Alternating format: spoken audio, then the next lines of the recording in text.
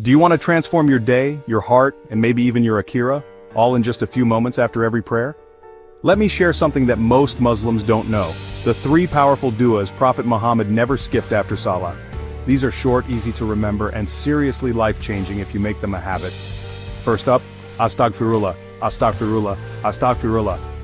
3 times, right after every Salah. The Prophet did this without fail. Why? Because even after worship we need Allah's forgiveness. It teaches me humility.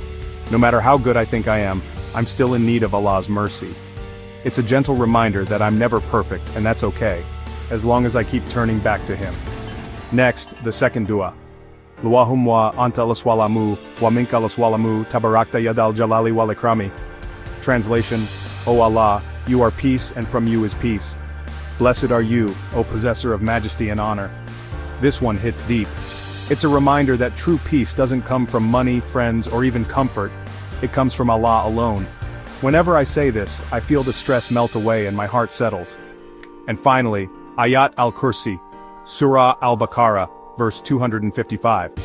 The Prophet promised, whoever recites Ayat al-Kursi after every obligatory prayer, nothing prevents him from entering paradise except death.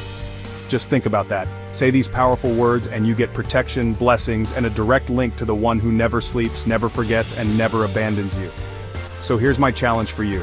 Make these 3 du'as a habit after every salah. Seek forgiveness, glorify His peace, and shield yourself with His words. If you already recite these, drop A in the comments. Don't forget to like and subscribe to the Imaan network for more reminders to lift your soul. Start today and watch your heart transform.